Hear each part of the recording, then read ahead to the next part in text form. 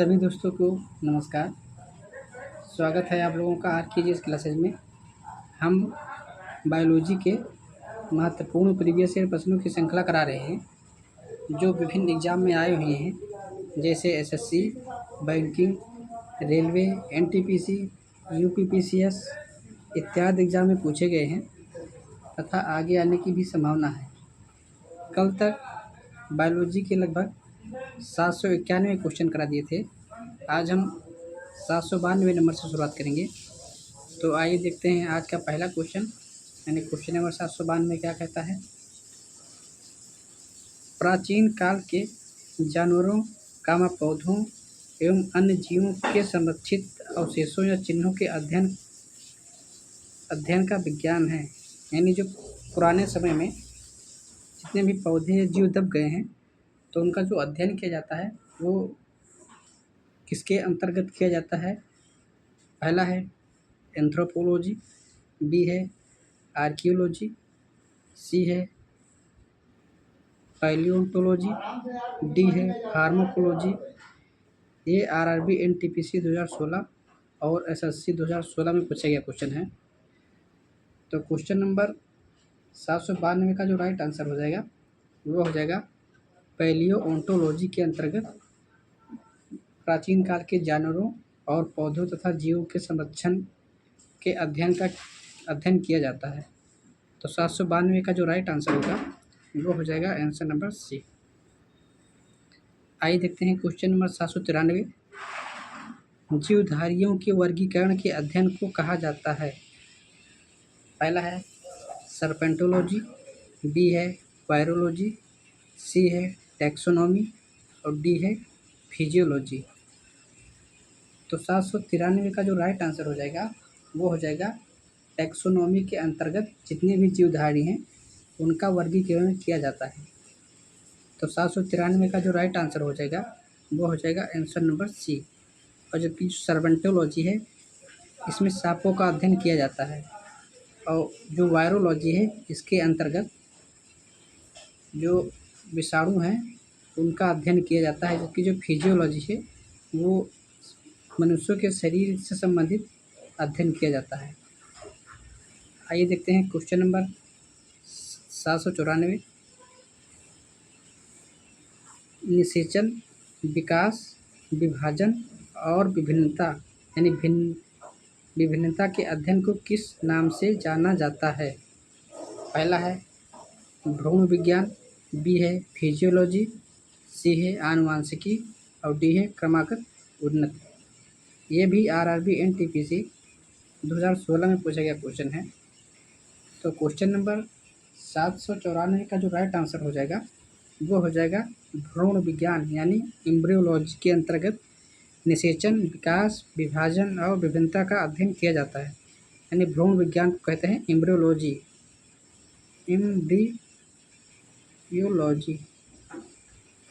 भी कहते हैं। आइए देखते हैं क्वेश्चन नंबर 795। सब्जी के लिए काम आने वाले पौधों के अध्ययन को कहते हैं। पहला है फ्लोरिकल्चर, बी है ओलोरिकल्चर, सी है हार्टिकल्चर और डी है पोमोलॉजी। ये भी उत्तर प्रदेश पीसीएस 2010 में पूछा गया क्वेश्चन है। तो क्वेश्चन नंबर 795 का जो राइट आंसर हो जाएगा वो हो जाएगा ओलेरीकल्चर, यानी सब्जियों के अध्ययन को, जो सब्जियों का अध्ययन जिसके अंतर्गत किया जाता है वो किया जाता है ओलेरीकल्चर के अंतर्गत। तो 795 का जो राइट आंसर हो जाएगा वो हो जाएगा आंसर नंबर बी। और जो फ्लोरिकल्चर है ये फूलों की खेती से संबंधित है। हार्टिकल्चर का अध्ययन बागवानी के अंतर्गत किया जाता है और पोमोलॉजी का अध्ययन फलों का अध्ययन कहलाता है।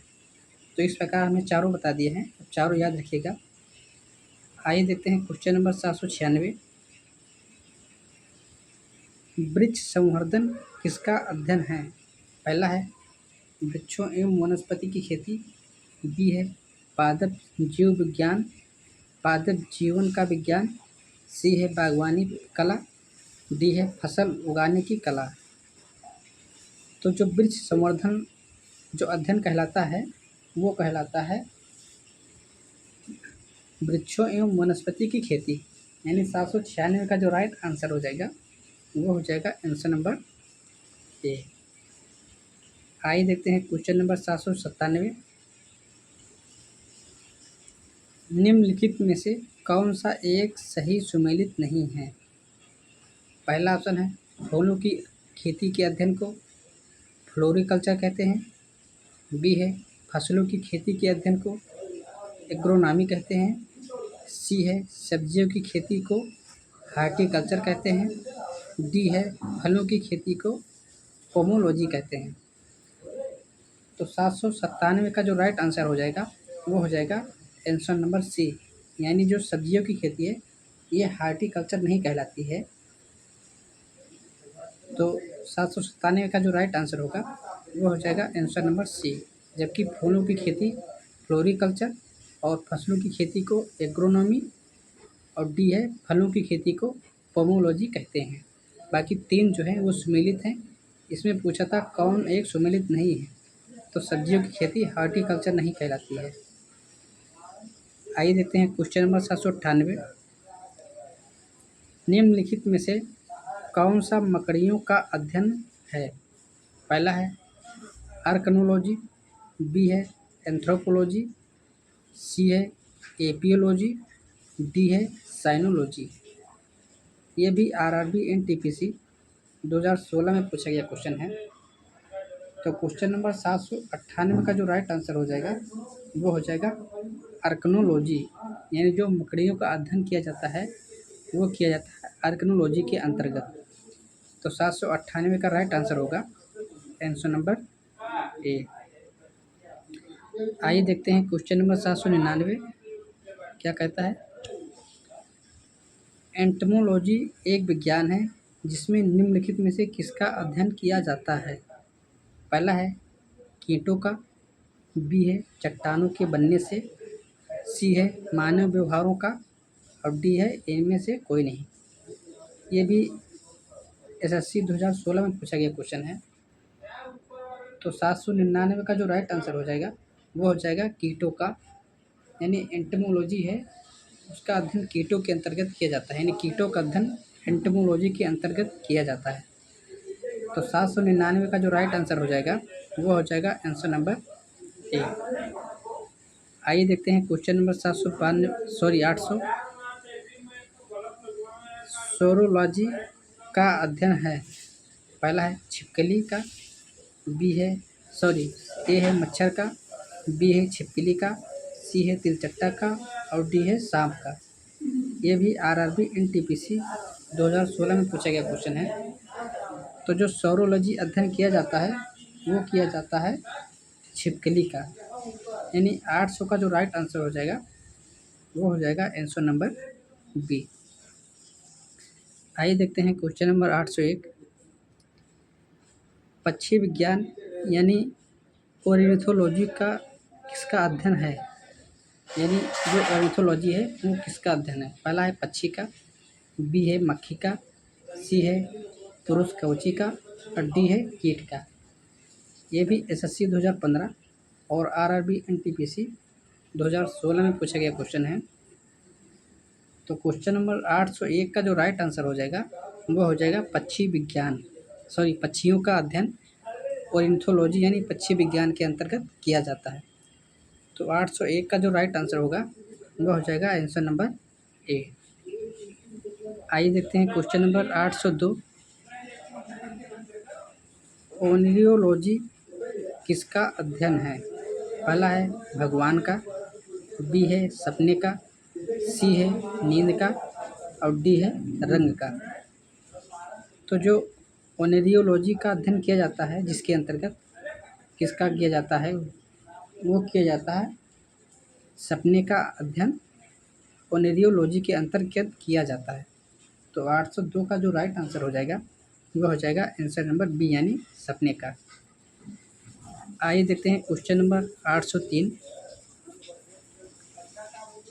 टॉक्सिकोलॉजी किसका अध्ययन है? यानी टॉक्सिकोलॉजी का अध्ययन किसके अंतर्गत किया जाता है? पहला है किसके अंतर्गत नहीं बल्कि टॉक्सिकोलॉजी के तहत किसका अध्ययन किया जाता है? पहला है इंसानी व्यवहार का, बी है जहर का, सी है भ्रूण क्षरण का और डी है चट्टान का। तो 803 का जो राइट आंसर हो जाएगा वो हो जाएगा जहर यानी विष। विष को कहते हैं पॉइजन, यानी जो जहर का अध्ययन जिसके अंतर्गत किया जाता है वो किया जाता है टॉक्सिकोलॉजी। यानी 803 का जो राइट आंसर होगा वो हो जाएगा आंसर नंबर बी। आइए देखते हैं क्वेश्चन नंबर 804। नेफ्रोलॉजी के साथ जुड़ा हुआ है। पहला है जिगर, बी है फेफड़ा, सी है गुर्दा और डी है गृहिणी। ये भी आरआरबी एनटीपीसी 2016 में पूछा गया क्वेश्चन है। तो क्वेश्चन नंबर 804 का जो राइट आंसर हो जाएगा वो हो जाएगा आंसर नंबर नेफ्रोलॉजी का सी, यानी गुर्दा। नेफ्रोलॉजी के अंतर्गत गुर्दे का अध्ययन किया जाता है, यानी किडनी का। तो 804 का राइट आंसर होगा आंसर नंबर सी। आइए देखते हैं क्वेश्चन नंबर 805। ओंकोलॉजी किस बीमारी के उपचार से जुड़ा है? पहला है अस्थि सुस्थिरता, अस्थि सुस्थिरता, बी है मधुमेह, सी है वृक्क संबंधी विफलता, डी है कैंसर। तो 805 का जो राइट आंसर हो जाएगा वो हो जाएगा ओंकोलॉजी कैंसर से जुड़ा एक उपचार है। तो 805 का जो राइट आंसर होगा वो हो जाएगा आंसर नंबर डी। आइए देखते हैं क्वेश्चन नंबर 806। निम्नलिखित में से चिकित्सा विज्ञान की कौन सी प्रशाखा यकृत के उपचार और अध्ययन से संबंधित है? पहला है हेल्कोलॉजी, बी है हेप्टोलॉजी, सी है हेट्रोलॉजी, डी है जेरिएट्रिक्स। ये भी आरआरबी एनटीपीसी 2016 में पूछा गया क्वेश्चन है। तो क्वेश्चन नंबर 806 का जो राइट आंसर हो जाएगा वो हो जाएगा हेप्टोलॉजी का अध्ययन चिकित्सा विज्ञान में यकृत के लिए किया जाता है। तो 806 का जो राइट आंसर हो जाएगा वो हो जाएगा आंसर नंबर बी। तो आज के लिए इतना ही। आप लोग वीडियो को लाइक कीजिए, शेयर कीजिए और चैनल को सब्सक्राइब कीजिए। कल एक और नए वीडियो मिलेंगे, तब तक के लिए नमस्कार, जय हिंद, वंदे मातरम।